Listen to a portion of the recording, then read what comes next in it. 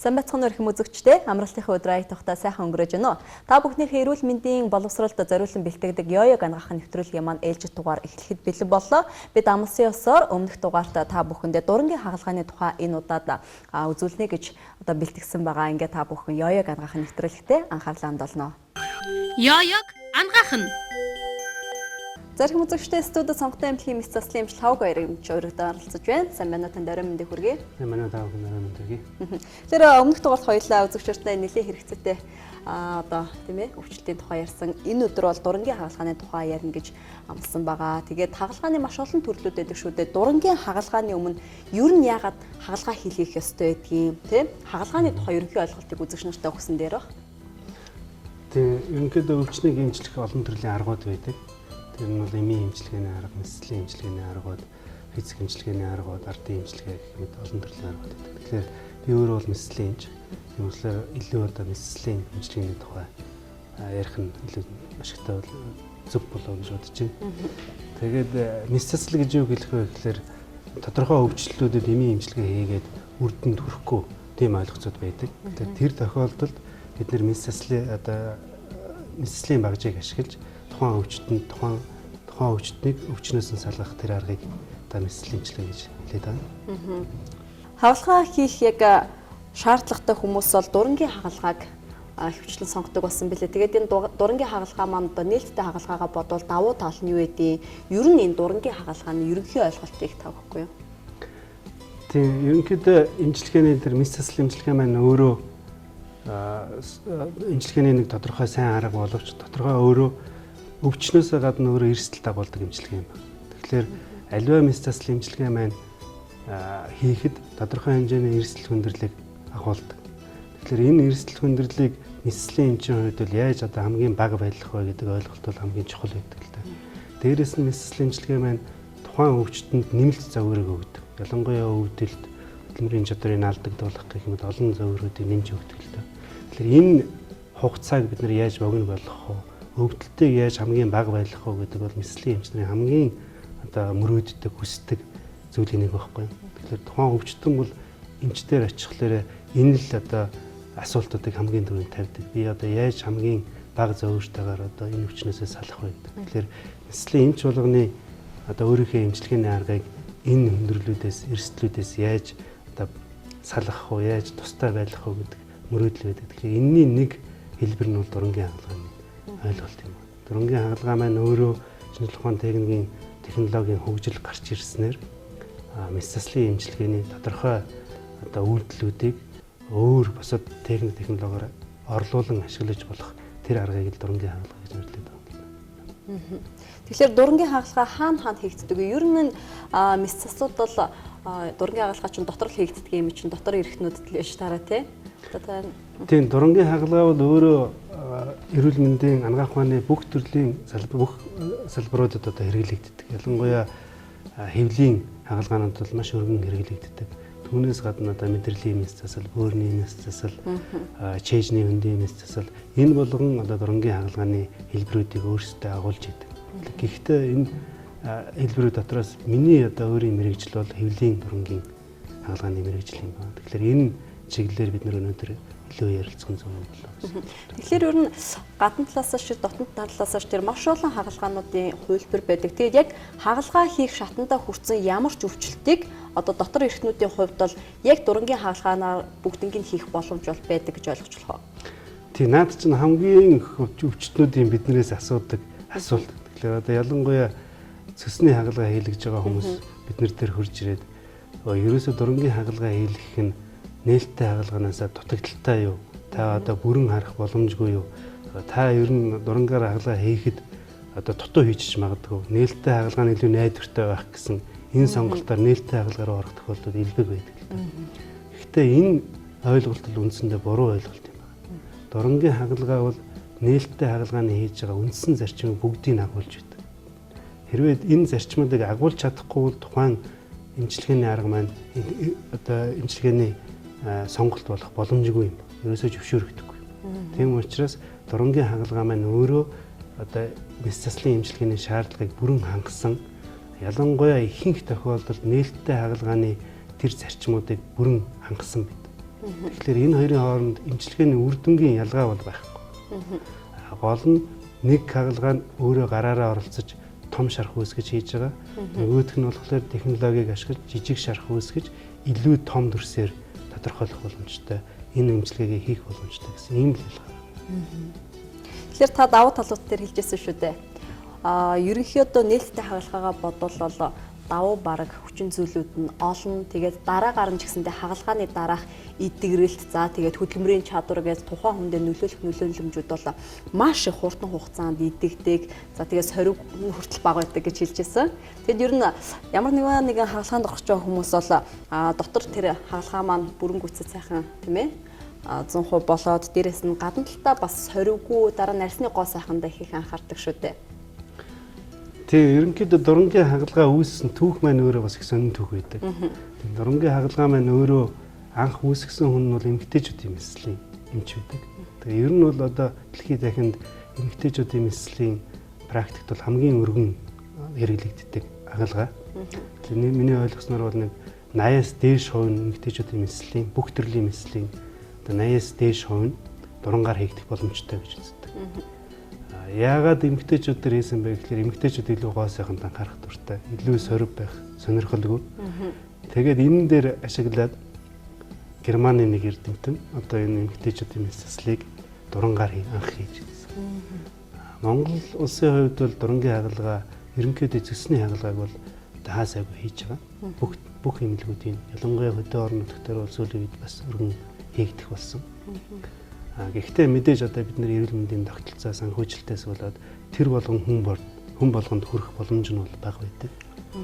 Нилээд одоогийн бидний статистик тооцоогоор бол ихэнх хувь нээлттэй хагалгаагаар цусны хагалгаа хийгддэг. Нилээ цөөхөн хувь нь одоо зөвхөн дурангийн хагалгаанд орох боломжтой байна. Энэ нь бол ерөнхийдөө таны хэлсэн техник тоног төхөөлөмж тухайн эмнэлгийн одоо боломжийн тухай ойлголтоос болоод мэс заслын инженер нь тэр хагалгааг одоо хүмүүст хүргэх боломжгүй болчихж байгаа. Ер нь бол дурангийн хагалгааг Монголд хаана хийж байна одоо? Цэсний хагалгаа олгоо авах хагалгаа гэхэд ийм арай энгийн хагалгаанууд бол бүх төрлийн бүх шатны эмнэлгүүдэд хийгдэж байгаа. Ялангуяа одоо 1 2 3 дугаар эмнэлгүүд, автор судлалын эмнэлэг, тэгээ сонгодоо эмнэлэг, бас хувийн эмнэлгүүд, эрүүл мэндийн төвүүд одоо сум дундын онцлогооны, аймаг дундын онцлогооны төвүүд гэх энэ газруудад бол дурангийн цэсний хагалгаа хийгдэж байгаа. Дээрээс нь дурангийн өөр нарийн мэргэжлийн хагалгаанууд гэж байдаг.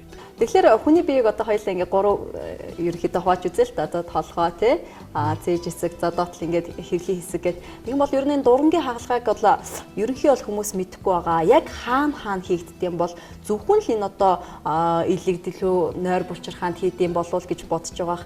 Ер нь бол бүх одоо эргэтэнд хийх боломжтой гэж ойлгож болох уу? Ерөнхийдөө дурангийн хагалгаа бол ангаах ухааны бүх салбарт хэрэгжиж нэвтэрч эхэлсэн.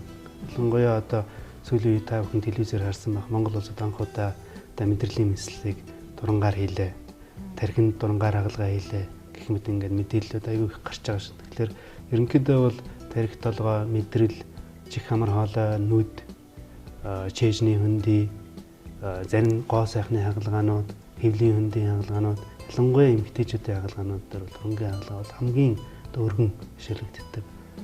Хамгийн үр дүн сайтай хүмүүсийн одоо ялангуяа өндөр хөгжиж байгаа орнуудад бол хүмүүсийн хамгийн их сонгодог тэр хэмжлэгнүүд нэг болсон. Тэгэхээр бас нөгөө тухайн эрхтнээс шалтгаалаад аппаратууд нас өөр юм гэсэн үг үү? Тийм, ерөнхийдөө нарийн мэргэжлийн эмч болгоны өөрсдийн хэрэгэлдэг аппарат онгод хөрөмжөд тустай.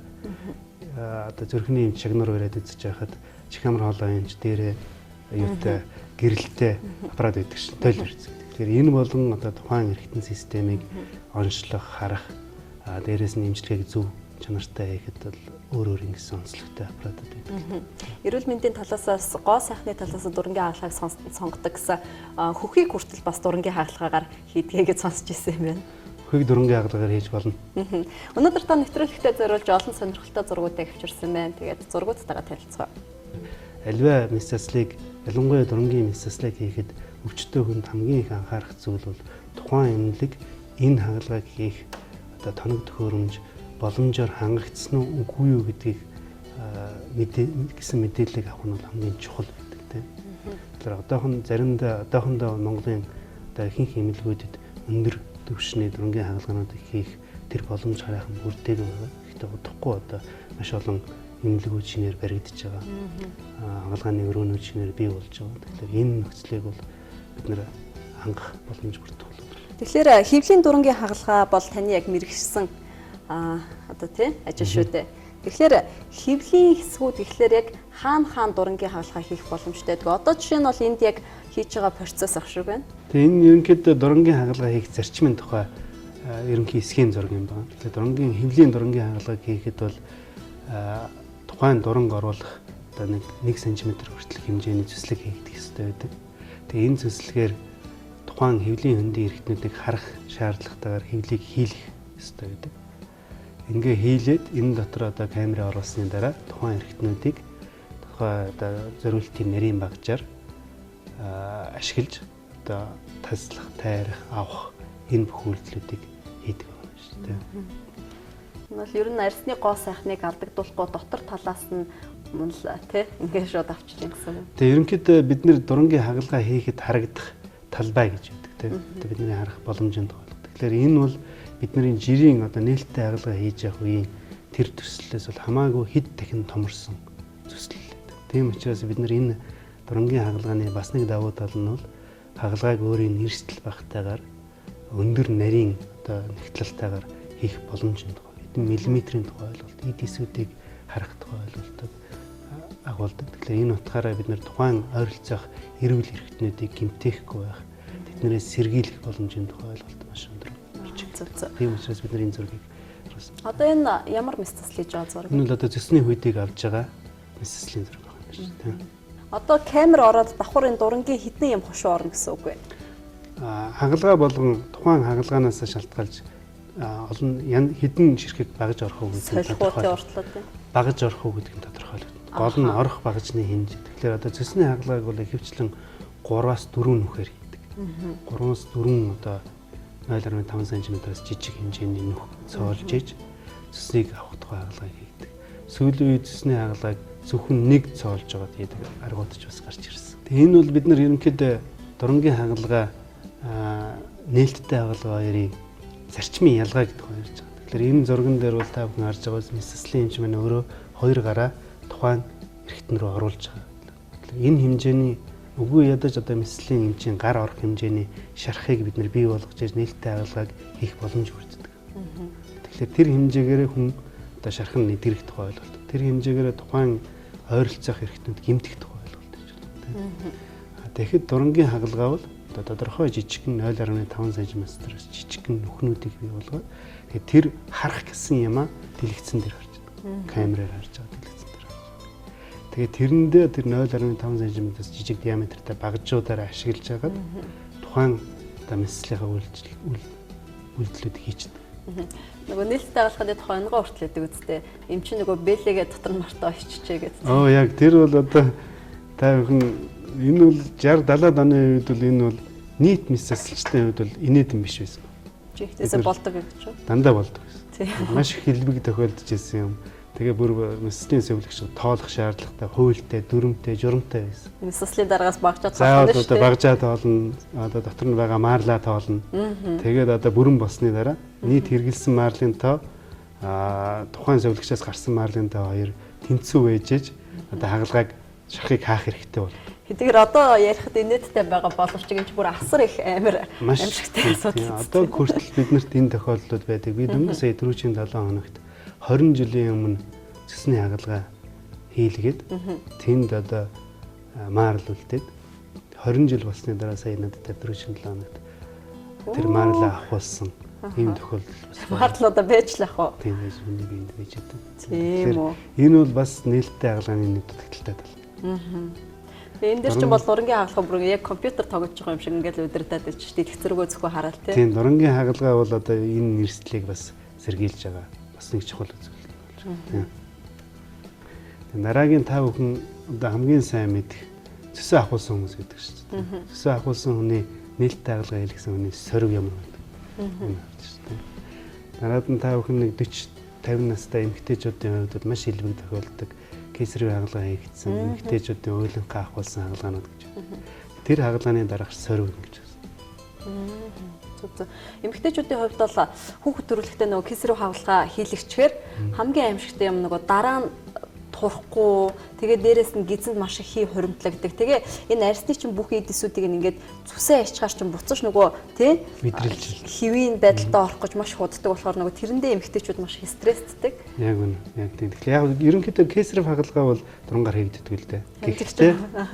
Гэхдээ эмэгтэйчүүдийн бусад хагалгаанууд ялангуяа та бүхэн аягүй сайн эмэгтэй хүмүүсийн хувьд бол уйланхай, өнгөвчний уйланхайнууд, өнгөвчний цус алдалтууд, умайн гадах жирэмслэлтүүд гэж байдаг шнэ. Илбэг тохиолддог эмэгтэйчүүдийн практикт. Янз бүрийн үргүүдлийн тухай ойлголтууд байдаг, тийм. Үрийн сувган битүүрсэн байна гэсэн. Энэ хагалгаанууд, энэ өвчнүүдийг эмчлэхэд 90-ад оноос өмнө бол ерөөсөө нээлттэй хагалгаа гэдэг. Ийм л сорив үүсдэг байсан. Энэ эмчилгээ. Одоо бол энэ эмчилгээнүүд бүгд дурангийн аргаар хийгддэг болсон. Тэр утгаараа хагалгааны дараа үүсэх ийм хэмжээний шарах байхгүй. Дээрээс нь өвчтөн хүн маань ер нь бол эмнэлэгт бараг хоногч хэрэггүй. Энэ хагалгааны өглөө хэлэгчээд оройн гар явчихдаг. Маргааш нь ажиллаа хийж байна. Нөгөө энэ дээр чинь бас хөдөлмөрийн тухай ойлголт гарч байна. Тэгэхээр тухайн хүнд үүсэх зөвөр хөдөлмөрийн чадвар буцаад хүн хөдөлмөр хийснээр өөртөө орлогын тухай ойлголт. Маш олон нийгэмд өөрөө идэвхтэй оролцох, богино хугацаанд идэвхтэй оролцох, өөрийн хэвийн амьдрал руугаа эртвэхтэй орох гэхэд маш олон асуудлууд энэ дурангийн хагалгаар шийдэгддэг. Дурангийн хагалгааг сонгосон хүмүүсийн хувьд нэг том асуудал байдаг. Манайх лууч гэсэндээ маш хуцтаж асуусан. Яг энэ дурангийн хагалгааны сэдв дараа 7 хоногт орно гэсний дараагаар маш их үнэтэй байдаг шүү дээ гэх үн хөс чинь бас чухал шүү дээ. Энд чинь тухайн өвчтөн боломжтой ч хүн байна, боломжгүй ч хүн байна. Тэгээд яг энэ төлбөрийн тал дээр ер нь аль хагалгаанаас нь одоо нээлттэй хагалгаанаас тийм их өндөр үнэтэй байдаг юм уу? Яагаад ийм өндөр үнэтэй байдаг юм бэ? Тэгээ яг зөвөр 90-ад оны үед өндөр хөгжиж байгаа орнуудад яг энэ сэдвээр маргаан үүссэн л та. Одоо нийгмийн хамгаалал, эрүүл мэндийн даатгалын газруудаас одоо өвчтөе хүмүүсээс дурангийн хагалгаа нэвтэрснээр эрүүл мэндийн даатгалуудаас санхүүжүүлэх мөнгөний хэмжээ ихссэн. Тухайн эмнэлэгт. Гэхдээ дараагийн нэг судалгаанууд 2000-ад оны үед хийсэн маш том судалгаанууд байдаг. Энэ судалгаан дээр ямар өөр бусад асуудал босч ирсэн бэ гэхээр за тухайн хагалгааны үед мэдээж өндөр дарга тохиолдмжийг ашиглаж байгаа учраас гарах зардал бол өндөр байдаг. Нээлттэй хагалгаанаас бол өндөр байдаг. Тэр хэмжээгээр эмнэлэгт төлөгдөх зардал бол өндөр байдаг. Гэхдээ хувь хүнд нийт одоо тухайн хувь хүнээс гардаг зардлын тухай ойлголтыг бодохлоор бас өөр ойлголт байдаг л да. Тэгэхээр нээлттэй хагалгаа хийлгээд хүн эмнэлэгт хэвтгэхэд эмнэлэгт дор хаяж 7 хоног хэвтэнэ. Одоо зүсний хагалгаагаар л бодъё л хамгийн энгийн одоо жишээ бол зүсний хагалгаа, зүсний чулуужлалтаас үүсээд зүсний хүйдэг авах бол нээлттэй хагалгаа эмнэлэгт 5-аас 7 хоног хэвтэх хэрэгтэй. Хамгийн энгийн шархаа идэгтэл эмнэлэгт хэвтэх энэ болох тухай ойлголт. Дээрээс нь ажил хөдөлмөр хийх чадвар нь 2-7 хоногийн дараа. Одоо офисын ажил хийх боломж нь 2-7 хоногийн дараа. Шархаа задлж чинь гэл хүмүүс чинь босож сууж чаддгүй шүү дээ. Яг үнэ. Дээрээс нь мань хүн өвдөлт мэдэрнэ. Маш их хэмжээний энэ 2-7 хоногийн хугацаанд маш их хэмжээний өвдөлт мэдэрнэ. Тэгэхээр энэ бүх юмнуудыг тооцоод дурангийн хагалгаа явуулахлаар яадаг вэ гэхээр хагалгаа хийгээд зарим үед бол өдөртөө хийлгээд оройн гар явчихна.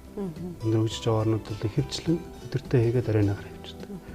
2 хоногийн дараа та офисын ажил хийх боломжтой. Тэгэхээр ингээд бүх зардлыг бодоод үзэхлээр тухайн хүн хагалгааны үед $1000 зарцууллаа гэж бодъё. Жишээ аваад бодоход. Тэгэхэд тухайн хүний сарын орлого одоо юм 2-7 хоногийн ажлын хөлс маань өөрөө $2000 гэдэг. Тэгэхээр мань хүн 2 хоног ажилгүй байжгаад 2-7 хоног одоо ажил хийхэд $2000 орлого болдог. Тэгээд тухайн хүнээс гарсан зардал $1000. Дээрээс нь мань 2-7 хоногийн дараа бол $1000 ашигтай ажиллаж байгаа. Нээлттэй хагалгаа хийлгэсэн хүн бол яг $500 төлсөн байж болно. Тэгээ 2-7 хоногийн дараа мань хүн $500 зардалтай л гарч байгаа. Өөр орлого байхгүй. Яг гэвэл ажиллаа хийгээгүй. Дээрээс нь өөрөө өвдсөн. Дээрээс нь өөрөө нийгэмд хэвийн амьдрал руугаа орж чадаагүй. Маш олон одоо сөрөг нөлөөллүүдтэй мөртлөө бас санхүүгийн хохирсон $500 хохирсон байна. Тэ? Тэгэхээр 2-7 хоногийн дараах өвчтөн маань эдгээд гарах хугацааны зардал маань дурангийн хаалгаанд ашигтайгаар хөв хүндээ бол ашигтайгаар тусаж байгаа. Тэгээд ч юу санхүүгийн тал дээр хэдийн монголчуудын цалин тийм өндөр биш боловч яг дараагийн өвдөлт гэдэг чинь хамгийн аимшигтай тий. Хүн ирүүл болоод дараагаар нь дахиад өөр шалтгаанаас олж үтмөргүй шүү дээ. Тэгэхээр дурангийн хаалгааныхан дараах энэ эдгэрэх цаг хугацаа за тэгээд ажлын бүтээмжийн хурдан ирж байгаа байдал ч гэсэндээ ер нь бол энэ хаалгааг сонгох хэрэгтэй л гэж хүмүүстэй зөвлөжлээ тий. Ач холбогдолтой л зөв. Ерөнхийдөө өндөр хөгжиж байгаа орнууд манай орны хувьд ч гэсэн өвчтөө хүмүүс маань өвдөхөөс айдаг шүү дээ. Ер нь менструаслаас менструалийн эмчтэр өвчнөөс айдаг, өргөс ороход хүртэл яаж явах уу гэж айдаг шүү дээ. Менструалийн эмчтэр хүмүүс орохоос ерөнхийдөө айдаг. Биднээс бол дандаа зугатааж идэг байхгүй. Тэгээ аргагүй ирэхэнд өвдөд болохоо байхлаар бид нар дээр хурж ирдэг. Тэгээ тэр үед нь бол одоо яг аргагүй менструал хийх тухай ойлголт гарч ирдэг. Тэгээ энэ менструал хийх энэ хугацаагаа бас яаж зөвөр багтаа өнгөрөөх үү гэдэг тухайн хүний бас л бодох хэрэгтэй асуулт. Тэгэхээр энэ тал дээр одоо шинжлэх ухааны техник технологийн энэ дэвшилт даргуудыг ашиглаж байгаа, танил төхөөрөмжүүдийг ашиглаж байгаа байдал бол хөв хүнд бол айгүй давуу талуудыг бий болгож байгаа. Энэ хүн маань 15 жилийн өмнө надаар бүдүүн гидсний 25 дарыг ахуулсан хаалгаа хийлгэсэн. Тэрний дараах тэр үед бол биднэрт дурангийн хаалгаа гэж байгаагүй. Тэгэхээр би нээлттэй хаалгаа хийсэн. Тэгээд тэр үед миний хийсэн бүтээл. Энэ наатлын зураг бол 2 жилийн өмнө дээр хандсан. Ингээд бүдүүн гидсэнд бүхэлдээ одоо шархлаа төрөсөлтэй байсан. Ингээд бид нар бүдүүн гидсийг бүхэлд нь жолоон гидстэй хамт аваад нарийн гидсээр бүдүүн гидсийг орлуулах хаалгаа хийгээд ингээд дурангаар хийсэн хаалгаа. Ингээд үүссэн шархны. Хүүхдүүд ийм мундаг том хагалгаа хийсний дараагаар ийм жижигхэн сар үлдчихэж байгаа юм уу? Энэ хүн маань эмнэлэгт 7 хоног ирсэн. 10 хоногийн эмнэлгээс гараад 10 хоногийн дараа ажилдаа орсон. Тэгэхээр ялгаа нь ямар өгдөг нь айгүй тодорхойлж байгаа. Тийм байна. Энэ бол эмэгтэйчүүдийн хавдрын улмаас хагалгаа хийлгэсэн. Одоо ерөнхийдөө иймэрхүү дүрслэлийг бол даад нээлттэй хагалгааны дараах одоо иймэрхүү сөргөдөг бол маш олон харж байна. Ялангуяа одоо хөгжиж байгаа орнуудын хувьд бол иймэрхүү одоо хагалгаанууд бол маш илбэг хийгддэг. Тэгэхээр энээс бид нар яаж цухтаах вэ гэдэг. Энэ бол одоо бид нар бас шулуун гидсийг хавдрыг бүхэлд нь дурангаар аваад үүссэн шарх юм.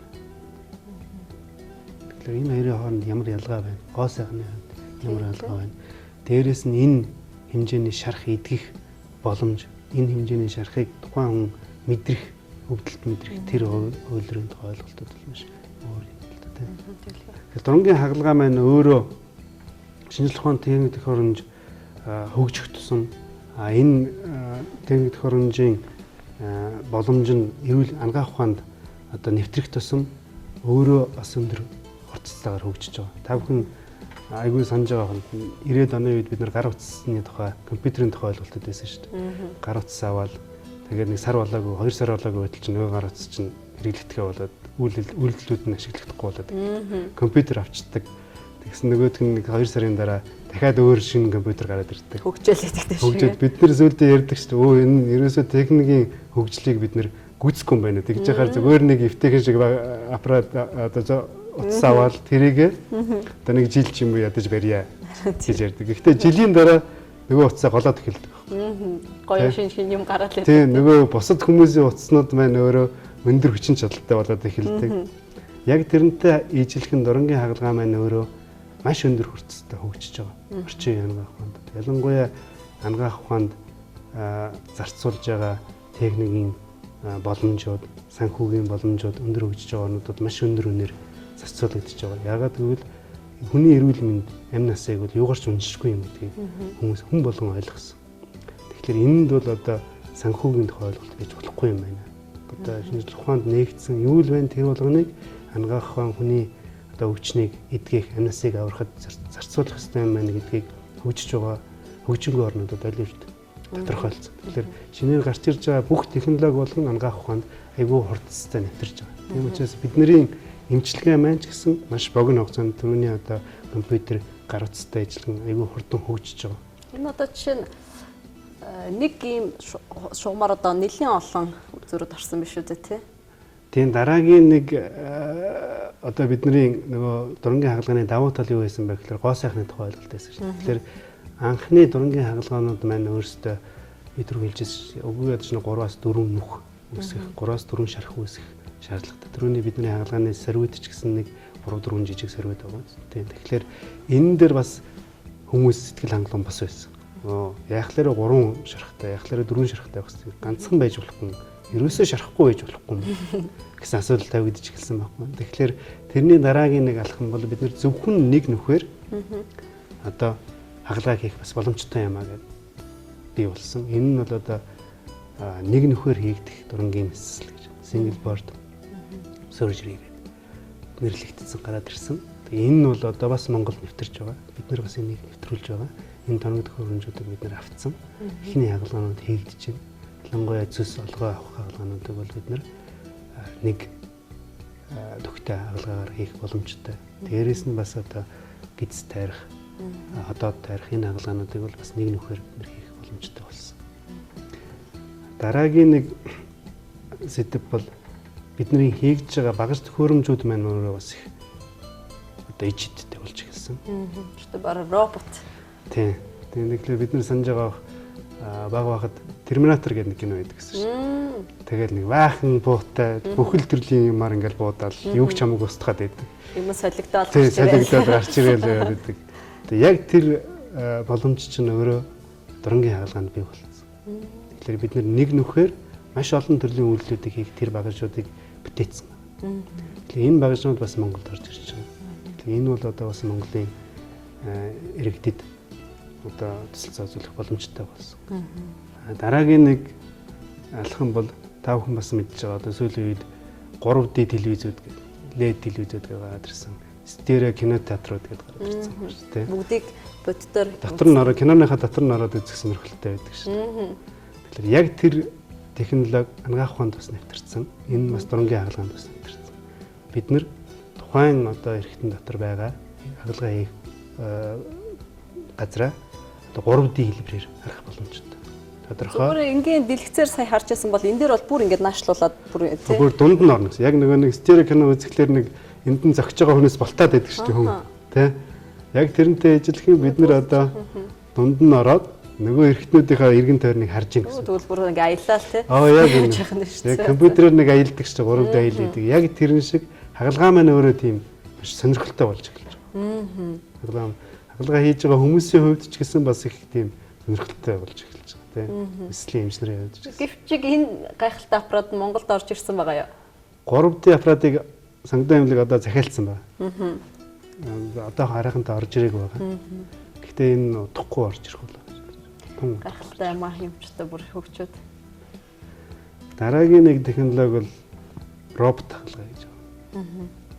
Робот хагалгаа гэдэг бол одоо бидний эсслийн эмч болгоны бас өсөн өсөж идэг. Одоо ийм машин ундаг хүмүүс би нэг ийм Ferrari гэдэг машин унж сурах юмсан. Нэг унаад үзчихсэн юмсан гэж яриад байдаг шүү дээ. Яг тэрнтэй ижилхэн робот одоо нэслийн эмч болгон роботоор одоо нэг хагалгаа хийгээд үзчих юмсан гэсэн тийм сонирхол байдаг. Робот хагалгаа бол дэлхийн дахинд хөгжөөд бас нэлээдгүй хугацаа өнгөрцөн. Эхний 10 жил болсон. Тэгээд эхний судалгаанууд гарцсан. Эхний судалгаагуудаар бол робот бол бас одоо нэслийн имчилгээ хийхэд аюулгүй. Дээрээс нь илүү ашиг тустай юм байна. Жирийн одоо дурангийн хагалгаанаас ч илүү ашиг тустай юм байна гэдэг нь батлагдсан. Тийм учраас одоо өндөр хөгжиж байгаа орнуудад бол роботыг бас өргөн ашиглаж байгаа. Роботын бас нэг давуу тал нь юу гэхээр төв алгасаж хагалгаа хийх боломжтой болгодог. Бид нэр интернет ашиглаад хагалгаа хийх боломжтой. Интернет ашиглаад бид нэр өөр хүмүүстэй ингээ ярилцаад байна шүү дээ. Телемедицин гэж яриад байгаа шүү дээ. Тийм боломжтойгоор бид нэр интернет ашиглаад энэ роботыг удирдах боломжтой байхгүй. Тэгэхээр Америкт байгаа өндөр туршлагатай профессор хүн Монголд байгаа хүнд интернет ашиглаж агаад манай робот өөрөө хийж болно. Хагалгаагаа өөрөө юм гэсэн. Хөөх бүр цаанаасаа удирдаад юм гэсэн. Хөөх ямар гайхалтай юм бэ чи. Тэгэхээр заавал Америк нисээд байх хэрэггүй гэсэн байна шүү дээ. Багч нь л ахад болох юм шүү дээ. Бранд байж яхад бид нэр тухайн роботыг интернеттэй холбоол Ингээд тухайн хүн Америкт сууж агаад бэлгэцээ харж агаад тухайн хүний хагалгаа хийж болно гэсэн. За юм ч хөгжөөд бүр. Тэгэхээр робот хагалгаа ерөнхийдөө бид нар ч гэсэн одоо робот хагалгааг хийхэд тухайн өвчтний хажууд байдаг байхгүй юу? Тусдаа сандалтай, тусдаа багжин дээр ажиллаж байдаг. Тэгэхээр өвчтөнтэй бол өөр хүн сүлгэж ажиллаж байдаг. Тэр интернетийн хурданд яг л тэгэж дамжуулж явах юм бол тэр хүн ингээд шууд хийн л гэсэн үг юм байна тийм. Одоо ерөнхийдөө тэр боломж бол маш өндөр. За мундаг сүрхий.